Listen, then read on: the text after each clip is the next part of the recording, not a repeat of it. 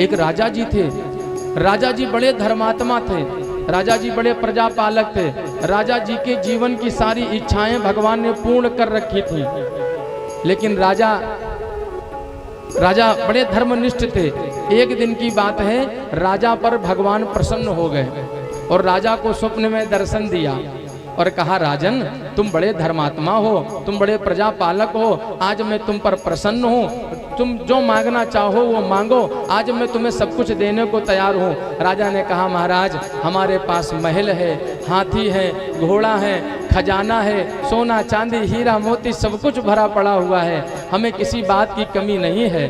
भगवान ने कहा, लेकिन मांगो, मैं तुमसे आज मैं तुम्हें कुछ देने आया हूँ, आज तुमको कुछ मांगना होगा। राजा ने कहा, प्रभु एक बात कहूँ, मैं अपनी प्रजा का पालक हूँ, मैं चाहता हूँ जैसे आज आपने मुझे रात्रि में स्वप्न में दर्शन दिए हैं ना, ऐसे ही मेरी प्रजा को भी आप दर्शन दीजिए। ये राजा ने कहा भगवान जी से। भगवान ने कहा, नहीं राजन, हम तुम्हारी प्रजा को दर्शन नहीं दे पाएंगे। राजा की आंखों में आंसू आ गए। क्यों प्रभु, हमारी प्रजा को अगर दर्शन हो जाएंगे, नाम ऊंचा होगा, मेरा नाम भी रोशन होगा, प्रजा सोचेगी देखो हमारा राजा कितना अच्छा है, कितना प्यारा हमारा राजा है, हमारे राजन ने हमें भगवान से मिला दिया। हे प्रभु इतनी कृपा करो कि हमें हमारी प्रजा को आप दर्शन दो। भगवान ने कहा, देखो भाई एक काम करो, वैसे तो तुम्हारी प्रजा हमारे दर्शन की अभिलाषा जरूर रखती होगी, लेकिन तुम्हारी प्रजा को हमारा दर्शन हो नहीं पाएगा, ये मैं कहता हूँ, ये लिख करके रख लो, नोट करके।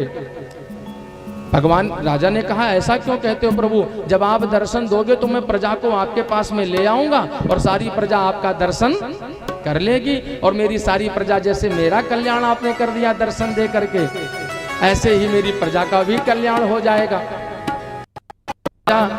भगवान ने कहा, तो ठीक है, मैं तुम्हारी प्रजा को दर्शन दूंगा। सुनो, वो जो तुम्हारे राजमहल के बाहर एक बहुत ऊंचा सा पर्वत है ना, उसी पर्वत पर मैं कल सुबह की बेला में बैठा हुआ मिलूंगा, तो उसी पर्वत के सन्निकट तुम सारी प्रजा को लेकर हमारे पास आ जाना, सारी प्रजा को लेकर आ जाना और मैं सारी प्रजा को दर्शन दूंगा। राजा बड़ा प्रसन्न हुआ।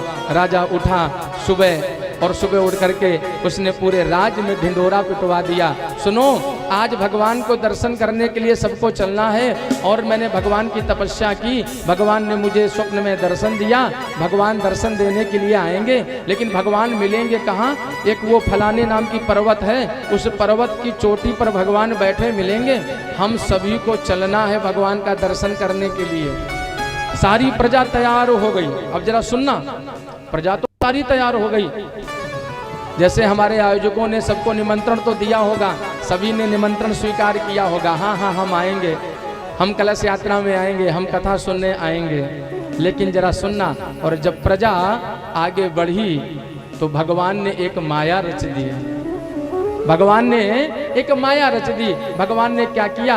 भगवान ने माया एक ऐसी रची, उस प्रजा के सामने एक जो रुपया पैसा होता है ना, सिक्कों का, उन सिक्कों का, रुपया पैसों का ढेर लगा दिया सामने। एक छोटा सा पर्वत रुपए पैसों का सामने खड़ा कर दिया। राजा रानी साथ में जा रहे थे, प्रजा पूरी साथ में थी, और जैसे ही प्रजा ने देखा तो उन रुपयों पैसों को देख करके झपट पड़े। अरे बोले, राजन इतना सारा रुपया पैसा यहाँ पड़ा हुआ है, अरे देखो हम भगवान का दर्शन करने जा रहे थे, इतना सारा रुपया पैसा पड़ा हुआ है, सुनो मुझको थोड़ा सा समय दे दो, मैं इन रुपया पैसों को बटोर करके अपने घर में रख आऊँ, क्योंकि मेरा जो कर्जा लदा हुआ है ना, वो कर्जा थोड़ा दूर हो जाएगा, बड़ा कर्जे में मैं डूबा हुआ हूँ। तो ये रुपया पैसा देखो मिल गया है। सब अपने अपने थैले भरने लगे, अपने अपने पॉकेट भरने लगे, और नोटों की गड्डी भर भर। राजा चिल्लाया, राजा ने कहा, सुनो क्या करते हो, ये भगवान की माया हो सकती है, ये रुपया पैसा तो माया का खेल है, हमें भगवान आगे मिलेंगे, भगवान के दर्शन करने के लिए चलना है, ये मत करो, इस माया में मत फंसो। लेकिन कुछ प्रजा ने तो राजा का कहना माना, और बाकी प्रजा उन नोटों की गड्डी पर झपट पड़े और भर भर करके ले करके माया में फंस करके वो रुपया पैसा ले जाने लगे। राजा ने मना किया, लेकिन वो नहीं माने। राजा के साथ में जितने और भी प्रजा थी वो आगे बढ़े। भगवान ने कहा, एक दूसरी माया रचूं। भगवान ने दूसरी माया रच दी। अभी तो रुपयों का ढेर लगाया था, अब भगवान ने आगे देखा तो सोना चांदी और का ढेर लगा दिया सामने। सोने और चांदी के आभूषणों का ढेर पर्वत सा इकट्ठा कर दिया, खूब सारा ढेर। और जैसे ही सोने और चांदी के स्वर्ण चांदी के आभूषणों को देखा, प्रजा ने देखा, जो प्रजा साथ में चल रही थी, तो उनके मुंह में पानी आ गया।